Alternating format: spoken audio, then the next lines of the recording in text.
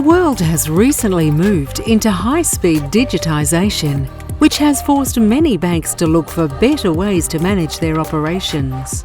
We have seen a transition from banks managing data centres to a more cloud-based approach.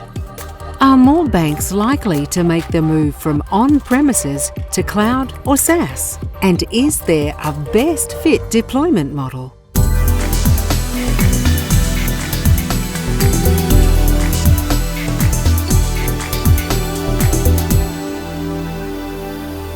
There are three main deployment models: SaaS, cloud, and on-premise. And every financial institution has their own unique set of requirements which dictate the deployment approach that is most suitable. Are they scaling up? Are they looking for flexibility? Or are they trying to focus on their core operations? These questions are all key when making this decision.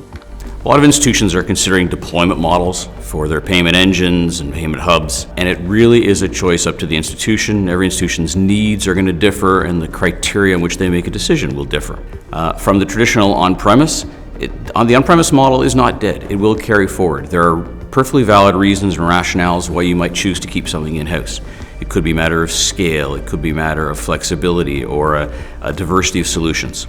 It might be a matter of installed base that you don't want to walk away from yet. Moving into SaaS and managed services models, also perfectly valid move. If you're a banker, you want to concentrate on banking and payments and leave the IT headaches and the security to someone else to manage. Each of the cloud providers spend more on security in a year than any one or any 10 banks put together. So the security argument that was contrary to managed services in the early years of cloud is now no longer valid. And then when you go from managed services all the way to cloud, the cloud deployment model is great for iterative and experimental kind of systems, and then as you build them up. But its beauty is the iteration. The beauty of, say, starting a workday, setting up an entire ecosystem, running tests, running iterative releases, and then tearing the whole thing down at night. Banks have different priorities which impact tech latency. Some are already global, whilst others are trying to scale up their operations and differentiate themselves. Despite this, all businesses aim to focus on their core value proposition to meet customers' needs. This is where it becomes important to decide which parts of the business can be outsourced or managed with a service provider. I think I've seen, especially large institutions, create shared services as a managed service. That's one area to do that. I've also seen them be offshored, and I've seen them come back. I think, making sure that you're doing it to your clients' needs is most important. So I think it's a matter of finding what's key to your value proposition, keeping that close, and then outsourcing the rest. In many cases, banks choose their deployment model based on risk management and the data regulations in the countries where they operate. There are restrictions around using cloud-based solutions in some countries, and satisfying the regulators is important. So with respect to the different deployment options, it's really important to keep in mind that different deployment options are suited to different banks, including in different geographies.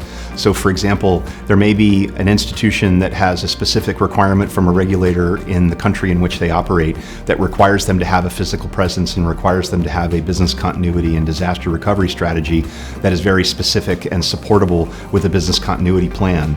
That may be more difficult in different deployment models in the use of public cloud in certain geographies than in others.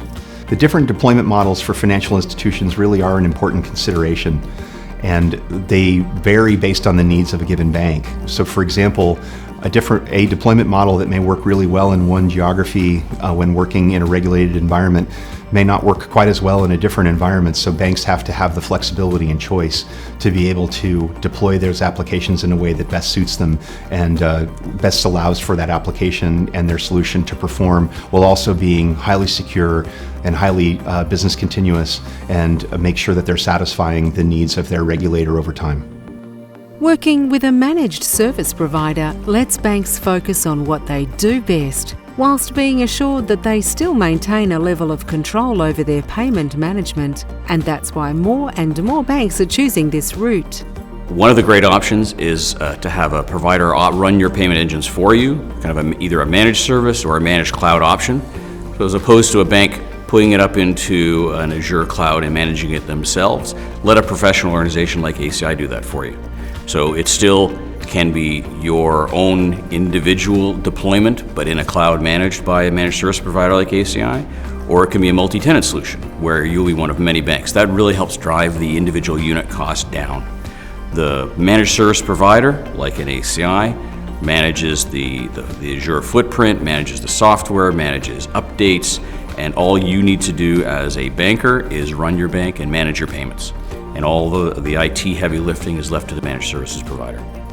There are three main deciding factors that banks must consider when choosing which deployment models to use. These are risk management, tech latency, and data sovereignty. If they can be suitably addressed, cloud technologies offer a superior, more connected customer experience. Banks have a real chance to enable a more flexible and adaptable payment engine.